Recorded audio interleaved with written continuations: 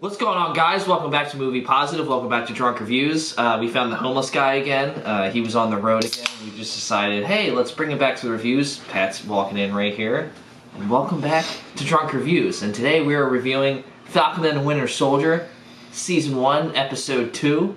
What was it titled? Did you look at the title? The Star-Spangled Man. The Star-Spangled Man. Yeah. Star-Spangled Man. And that's the line that Omar says to him. He goes, "Oh, you're the Star-Spangled Man." The Star-Spangled Man. And I like that character. honestly, what a great episode. I think I said last week I was very pleasantly surprised with this show, and I think it did expand on the last episode a lot. And I honestly, I know we go chaotic with drunk reviews. We sometimes go this and that, but I'm going to go to the beginning. I did like the way they started with Wyatt Russell's character, Kurt Russell's I agree. son. The way they kind of explained him a little bit. Well, I actually completely disagree. I think give your take. I think it was too. I liked the part in the locker room. I thought that was good. That's what he's talking about at the beginning. Yeah, but then they went into the GMA just the introduction segment. of his character. The GMA segment, I think, it was just. Those are all things that we could have seen throughout, like the episode or the series. That's true. Yeah. I don't know because Maybe here's the thing: you end on that fucking bombshell last week. You are almost required to do that to some extent. Like you have to. No, you're right, yes. You have to regulate. No, that's not the right word. But you have to. You all of a sudden we have a new Captain America. Everybody for the last week is going, who the fuck is this guy? We know it's Kurt Russell's son. Yeah. He's not Kurt Russell's son in the MCU, so all of us are asking, who is John Walker? And maybe it's a little heavy-handed to do the whole, GMA segment thing. And it's so obvious. That's our high school. Yeah, it does cover some exposition. It covered a lot of it. I just thought it was a little clunky, but overall not Here's too the bad. thing, though. Do you think the more we find out, because I think I said it to you earlier, and let's go into that. I think there's more to John Walker's character. Yes. The way he just conveniently shows up in that scene. I agree. He's clearly working with the government. In a way, he knows something that's going on that Sam and Buck don't know. So why I ask this is, do you think that interview was deliberate? Partially. I do in have a sense to like let's make John Walker Captain America. Let's have this interview with him. Let's highlight propagandize him. Yeah. Partially, but also. Was something that I think is really important to remember. I talk about this movie all the time. Is if you go back and you watch Captain America: The First Avenger, a big part of the job of being Captain America is propaganda, shaking hands, kissing babies. And now in the modern age, it's news segments, it's interviews. But back then, it was theater jobs. He would do the Rockettes dancing thing. He'd do all that's that. not even in Marvel. That's in our actual time in the 40s. That's how they sold bail bonds. So. And so that is part of the job is to propagandize the ideological figure of what Captain America stands for. Correct, yeah. But the timing of him showing up at that fight is very convenient. The second it happened, I was like, that's very suspicious. Yeah, I agree. In a good way, and also in a Marvel way. I did like Wyatt Russell's performance as him, because I had that He's a great actor. He's a great actor. He's an excellent actor. And I think he's doing a great job of straddling the line of, I don't know if I like you or hate you. Yeah. He's just okay, he's the clear choice for the job. He's super excelling in all really formats. Because he's likable, but he's also kind of a dick. It's like there's something there. It's like his he's character. He's looking at the costume, his eyes go dead. Yeah. It was kind of him in 22 Jump Street. He was kind of a dick, but he was also likable. Meet cute Sam. This guy having a meet cute right now. I can give you Q-tip. You guys see this guy? He's gonna meet cute by a Q-tip. But he keeps going to Jonah Hill, and he's like, what the fuck is going on right now? I'm sorry. Jonah Hill just hates him too. What is fucking happening right now? What's his name? His name is Zeke, right? Zeke, but he has a bazooka tattoo. No, Zook? Is it Zook? I don't know. I can't remember a Z in there. Shout out to Lord and Miller. Those guys are great. Yes. Oh, yeah. Direct to Marvel movie one. Release the solo Lord and Miller cut. Fuck the Sarah cut, release Sarah cut. Okay, but cutting to the part, I'm going to give my one flaw in the episode, because I have to cut to it. I know we're movie positive. I think I'm going to say you gotta do. The way Sam and Bucky meet up, I felt was very It just sort of happens. It just sort of happened. Yeah. Well, the thing is, though, they do know each other. Right. So you don't have this big, like... Yeah. But you do spend the whole first episode with them separate. That's the thing, yeah. They're so separated. So you would think there's going to be a moment or thing that brings them together. Oh, hey, we're in a military hangar. Yeah. Oh, I guess I'm just allowed to go on this mission now. There's just things... And they made it... Well, they're free agents, though. They can talk about But they made a point in the last episode to saying... Sam was texting Bucky and he never got back to him. Yeah, they're buddies in a way. But then it just conveniently kind of shows up. Right now, we're 2 episodes in this. It's very early. I feel like the show is being carried by the performances and the writing is lacking. And the craft. Now it can get better. That's but a fair right now, the CGI, of course, and the directing and all of that's it. amazing. The directing looks excellent. incredible. Very excellent, dude. So I will say all of us being deep Marvel fans, all of us like loving the MCU lore. I mean, every Marvel face, you get 2 or 3 of these movies that are a lot of visual fun and hoopla, and on paper they're sort of just cut and dry.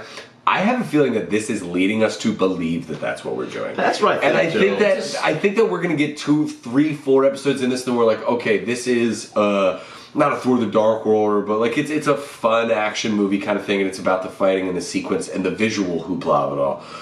And then I think we're going to get a real twist of the knife at some point that changes everything. I think it's like a slow. I think it's a slow burn. I think it's a slow. Well, it is a pretty high. It's a slow burn, but it's a high temperature burn. Think about the action we've gotten so far. But you think about it, like this was supposed to be the first show. It wasn't supposed to be WandaVision. It was supposed to be this show. So I feel like WandaVision was such a high. I think it works out better this way.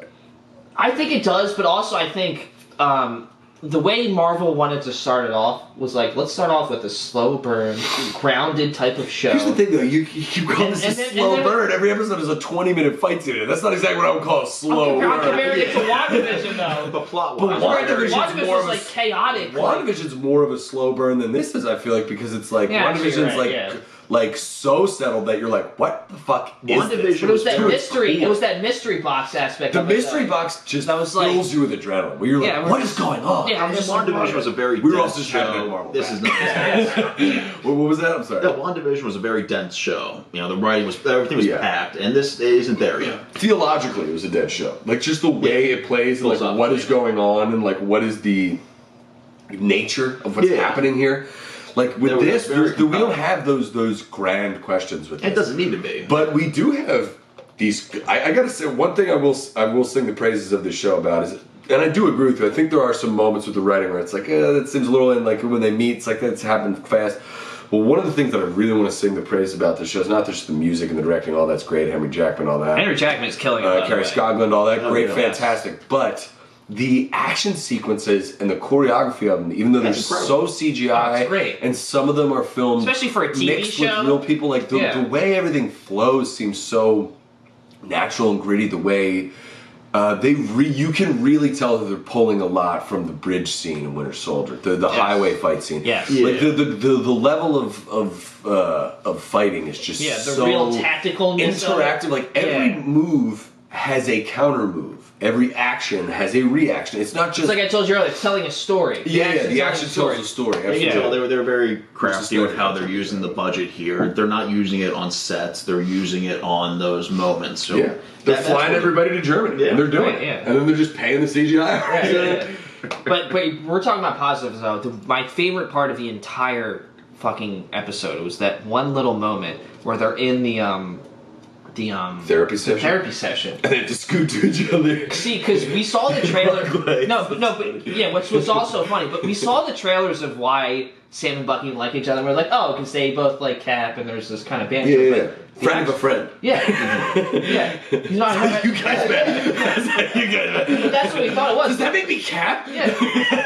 But the actual real reason why they don't like each other is because Sam didn't take the mantle of Captain. No, he didn't take the mantle of Captain America. He knew he couldn't have it, but he thought. But Bucky's like, dude, why did you do that? Because look what happened. Yeah. Look that what you line did. where he says, "If he was wrong about you, and maybe he was wrong about me." I like that. That like 30 seconds was like, that was one of those. And if you notice those shots, slowly it cuts back and forth between them, and every time it cuts back and forth, the camera's a little closer, a little closer. That was my favorite part of the whole episode. Was that 30 seconds. All this up if fucking Steve Rogers would just cop on a Zoom and be like, Steve Rogers doesn't know how to use Zoom. He's 104 years old. We haven't seen him die yet. Rogers Might be on the moon, by the way. That's another Joey did mention that in last week's episode.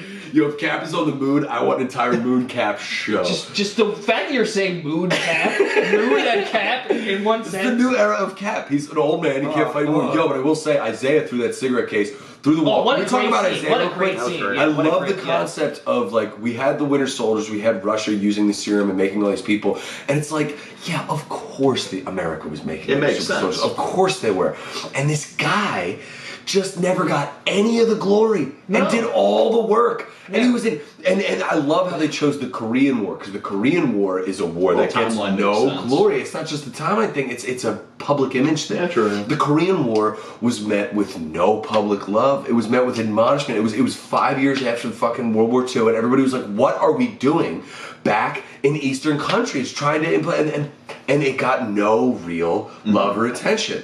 And not, I don't want to say any war gets love, but it gets respect from the American people to veterans. No, there are wars that don't get talked about. Yeah. It's not as other wars. And this was about 15, 16 years right before Vietnam started, and people, after World War II, people were done with war. They were done with it. Yeah. And this guy just has to live this life. Yeah. And no one knows who he is. And he's living in poverty. He's living in Maryland. I don't know who the fuck that actor is, I've never but seen he's anything. amazing. Yeah, he absolutely So when he puts that cigarette case through the wall, he's like, "You come in here." He's like, "Get out of my house." Yeah. He's so good. He's so good. Final point before we wrap up. The way they tied him to Zemo, as a fan of me, I was like, "Oh fuck, you're just gonna cut it there." But I really like the way they did it with Zemo. Like, the way they just showed Daniel Bruhl, and I think I said to you with like a little bit. I was like, "They're in Germany right now." Daniel Bruhl is German. You turned to me after the episode. You're like, "Terrible's German, right?" I was like, yes. I know that from Inglourious Basterds. You pointed something else out too. Is there is a huge possibility now that we're at this facility that we get Martin Freeman in this show, and who the fuck doesn't love Martin? Freeman? Yeah, what's he been doing lately? What a fantastic actor! Bring him in. Means Just so Black Panther, but also cutting back. By the way, the White Panther joke was awesome. And then he goes, "It's White Wolf." Actually, yeah, I he love goes, that. "What?" He just runs. But bold prediction, I think Shuri might show up at one point if God rest his soul. If Chadwick Boseman shows up, that would be awesome. But I don't think it's going to happen. But I definitely think someone from Wakanda might show up. I will cry.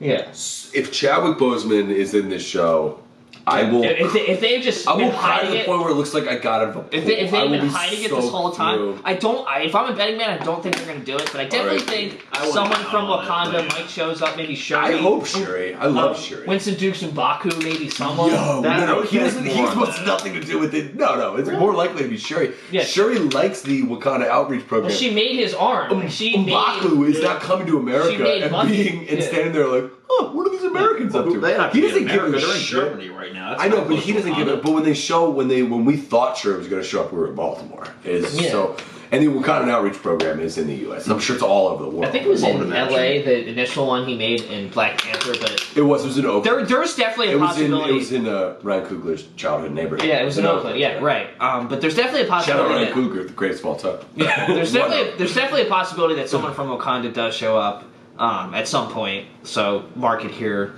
when you're watching. See the predictions. Timestamp. Because all of our predictions are always right. All right, we're closing in on the end here. Yeah, final thoughts. Final thoughts. Final thoughts. I definitely think this wasn't better than the first one, which isn't a bad thing. High bar. I did very because the first episode was exceeded my expectations. Was very good. This was also a great follow-up episode, and I'm excited to see where this show goes. I really am. Agree. Yeah. Final thoughts. I think that they've set up some interesting possibilities. Now they need to follow through on it, and I'm excited to see where it goes. I agree. I think that as long as we keep up this pace of craft and this level of execution from everybody, from the directors, from Henry Jackman. Because there's 6 episodes, right? I think 4 more. Yeah. As long as this keeps going and moving at the pace that it's going at, I think we're gonna have a fucking blast. Yeah, it's gonna be a fun time. It's gonna be a fun time. By the time we get to the finale. By the time we get to the drunk review, the finale. Yeah. But by the time we get to a finale, which will be in a completely different location, it's going to be a lot of fun, and I'm excited to get to it. I'm excited to get to it. Where he grows friends and really learn a lot. I don't like this. I'm not going to be in these videos anymore because they're going to kill me. Yeah, I don't like this person. I just found them on the street. All right, guys, group high five. See if we can pull this off. Come on. All right. No, but we. But as always. by the way, follow our channel, like, subscribe, tell all your friends. But as always, Excelsior. Excelsior. Guys, get your beer up. I finished mine. Get another one, man. God. We're not editing. Excelsior! Excelsior!